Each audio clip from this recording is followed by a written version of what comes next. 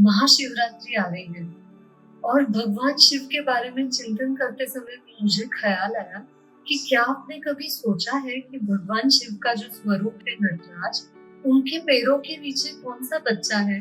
एक असुर है उनके पैरों के नीचे जो नटराज भगवान ने दबा कर रखा है।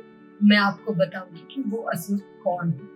So welcome to Dr. Prajakta's Ayurveda and Panchakarma Clinic at Viman Nagar, Pune. So वो राक्षस का नाम है अपस्मार।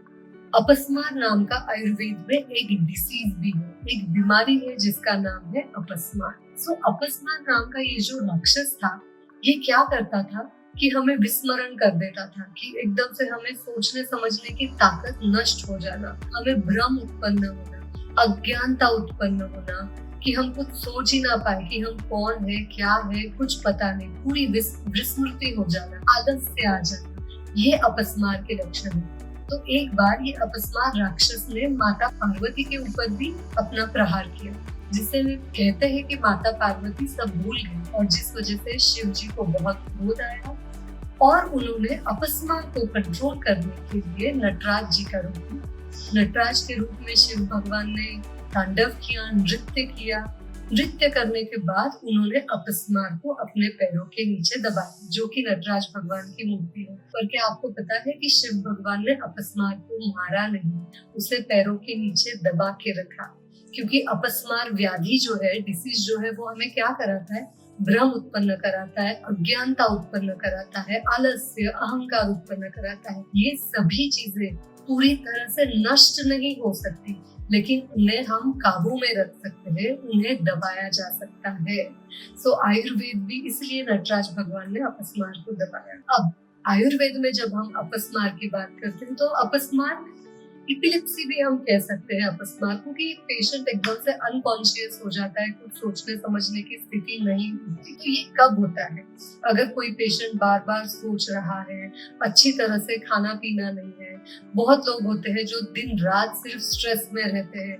अगर 24 घंटा स्ट्रेस है आपके लाइफ में, आप हमेशा खुश नहीं हो, आप हमेशा हर चीज से दुखी हो, अगर सब चीजें सही भी है फिर भी आप दुखी हो, तो आपको अज्ञानता आ जाता है, विस्मृति आ जाता है। कभी कभी आपको पता होता है कि सही क्या है, गलत क्या है, फिर भी आप गलत चीजें कर लेते हो, तो ये भी अपस्मार का लक्षण है। तो बहुत ज्यादा जब वात बढ़ जाता है तो हमारे शरीर में अपस्मार नाम का रोग आक्रमण कर देता है। तो अपस्मार होने के बाद क्या करना चाहिए?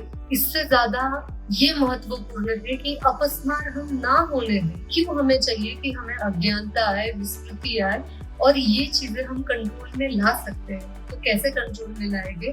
कि आप आपका वात कंट्रोल में रखो। वात कंट्रोल करने के लिए सबसे महत्वपूर्ण चीज है कि मेडिटेशन कंपल्सरी। अगर रोज आप 10-15 मिनट सुबह उठ के मेडिटेशन करोगे तो आपका माइंड काम रहेगा। अगर आपका ब्रेन शांत है, अगर ब्रेन का ब्लड सर्कुलेशन सही से है, आप खुश हो, तो आपको अपस्मार नहीं होगा। आप हमेशा अपस्मार को आपके पैरों के नीचे कंट्रोल में रखोगे। आप रोज सुबह उठकर अभ्यंग करते जाओ। हमेशा हफ्ते में एक बार तो तेल मालिश करना ही चाहिए, जिससे आपका वात कंट्रोल रहेगा। रोज पॉसिबल है तो बहुत अच्छा, नहीं तो हफ्ते में एक बार ऑयल मसाज बहुत इंपॉर्टेंट है।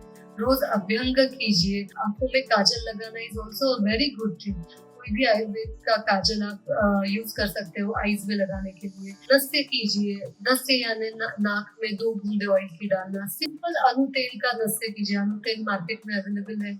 अनु तेल 2 बूंदे नाक में डालिए। इससे क्या रहेगा? नस्य कर रहे हो, अभ्यंग कर रहे हो, प्राणायाम कर रहे हो, मेडिटेशन कर रहे हो, तो आपका हेड टू टो सारे बॉडी पार्ट में वात की वृद्धि नहीं होगी, बॉडी काम रहेगी। अगर बॉडी काम है तो हमें विस्मृति नहीं आएगा, हमारे मन में अहंकार नहीं होगा, और हम चीजों को भूलेंगे नहीं, और ये अपस्मार नाम का जो राक्षस है वो हम पे राज नहीं कर पाएगा। सो इस महाशिवरात्रि की आप सभी को हार्दिक शुभेच्छा, और मैं आशा करती हूँ कि ये अपस्मार आपके भीतर कभी नहीं आने। Thank you.